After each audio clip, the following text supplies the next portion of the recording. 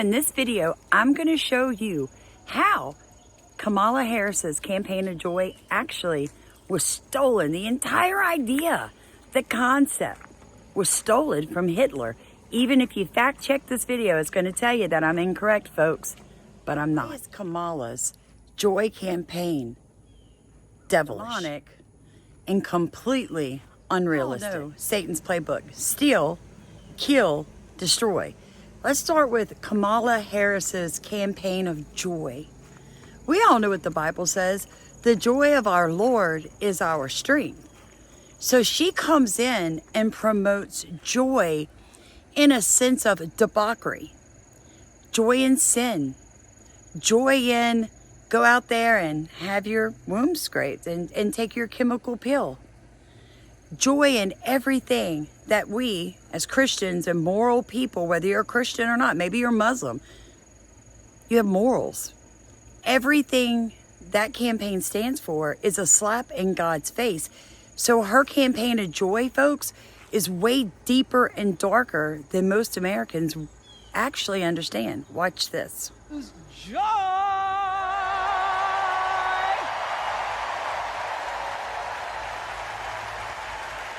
We're all Americans, and together, let's all choose Kamala Harris! We are not so different from our neighbors. When a house is on fire, we don't ask about the homeowner's race or religion. We don't wonder who their partner is or how they voted. No. Little history dive. Coming up onto World War I, Hitler began to force his propaganda, his belief system, moving the entire country into a dictatorship. But one of the things that he really wanted was the working class, sound familiar, to feel like they were important, that they could afford things. So he basically asked that they come up with a vehicle that would be considered joyful, a plan that was joyful to make workers feel like they all had something in common. They could go on vacations together and hang out together, and all of them drive a vehicle very similar. And this is what happened. Place in German society. Volkswagen translates into the people's car, and it really is Germany and Europe's car for the masses. Every fourth car sold in Europe is from the VW group, and it's been a global cultural icon.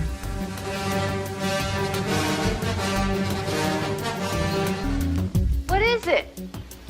It's a 200-year-old Volkswagen.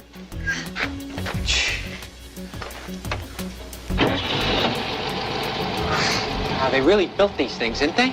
And that's why the admission by the automaker that it was cheating on emission standards is so shocking. Volkswagen's heart is in Wolfsburg, a city built around the German automaker. It's home to its headquarters in Autostadt, or Auto City, one of Germany's largest tourist attractions.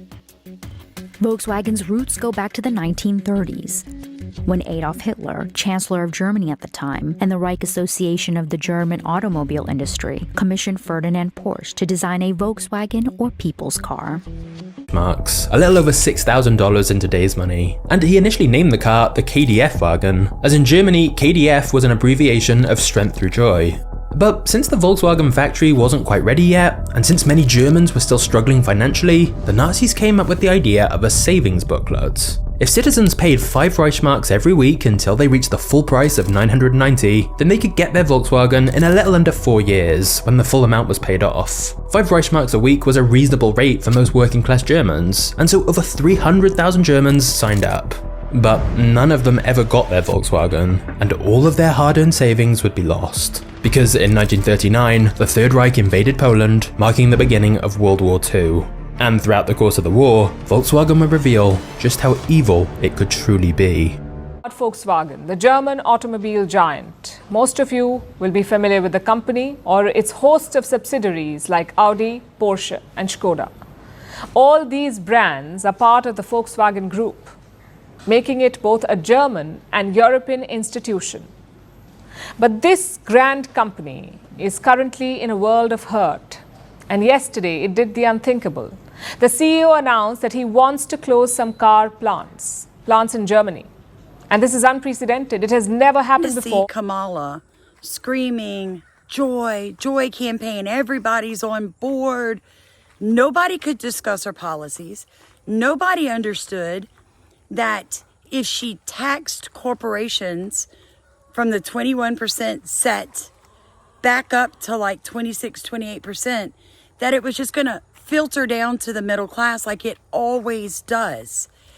Nobody talks about the fact that 1% of the population in America actually pays over 40% of all taxes.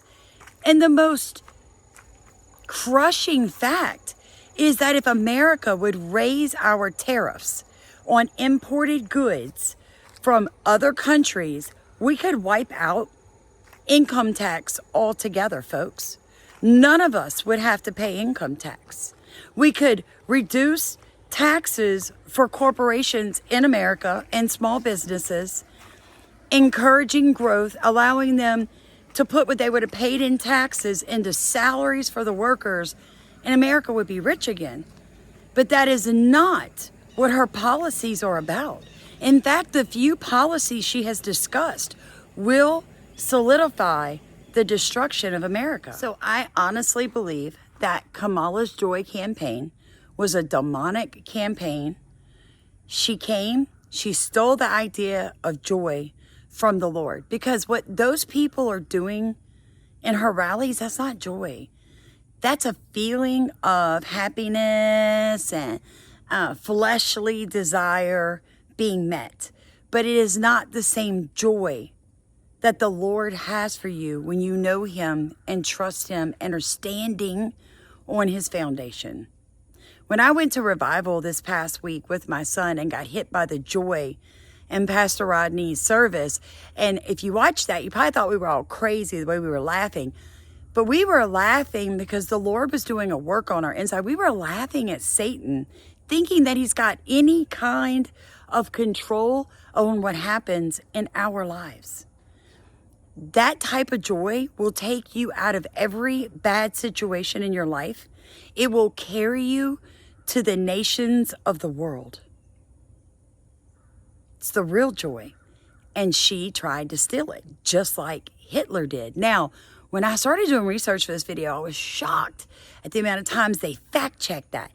She did not get this from Hitler. I don't know. But it's funny that when people finally made that connection, she immediately pushed aside the campaign of joy in the past six days. She has pushed that aside and is now focusing on how bad the orange man is. Yeah.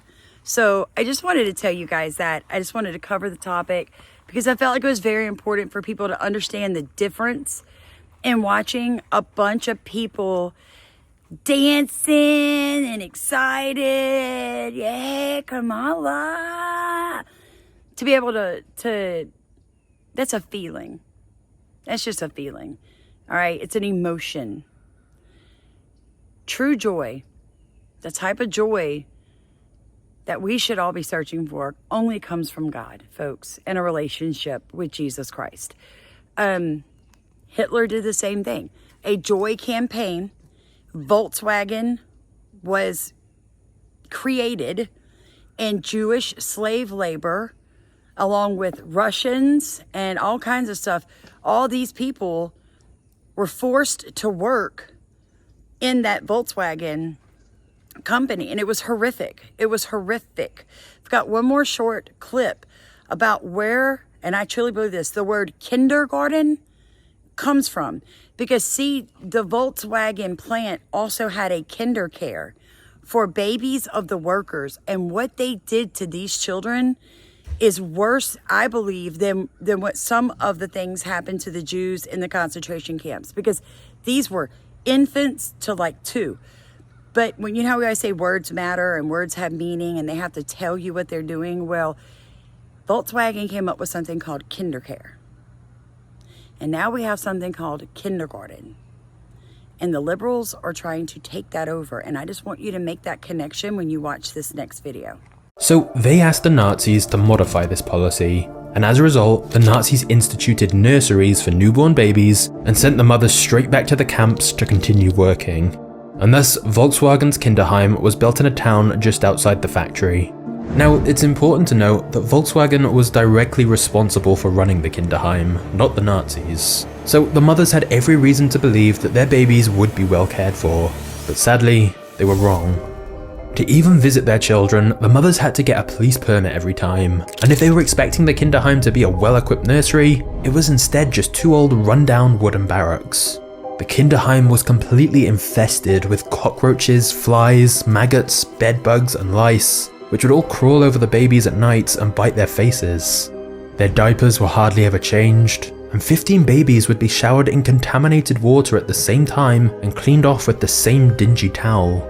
But even worse, the staff didn't make a single effort to care for the babies. The Kinderheim's doctor never examined their condition and only showed up there once every week for a few minutes. The nurses were no good either. Even though the other mothers begged them to close the Kinderheim's windows at night so the babies wouldn't sleep in the cold, the nurses just flatly refused. One of them told the staff that they shouldn't even bother feeding the babies, so they were only given a half litre of spoiled milk and 1.5 sugar cubes each day.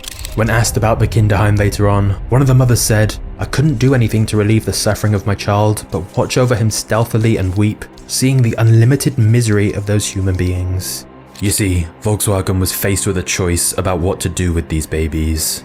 They could either wait for them to grow into adults and force them to work in the factory, or they could just kill them. And not only did Volkswagen choose the second option, but they chose to kill them with more cruelty than even some of the Nazis.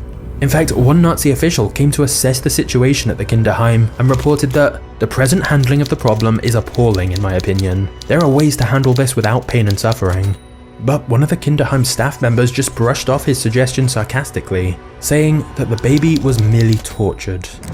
As you would expect, the constant malnutrition, infection and neglect meant that death was a weekly event at the Kinderheim, and Volkswagen made the mothers pay for their funerals. Although perhaps funeral is not the right word for it.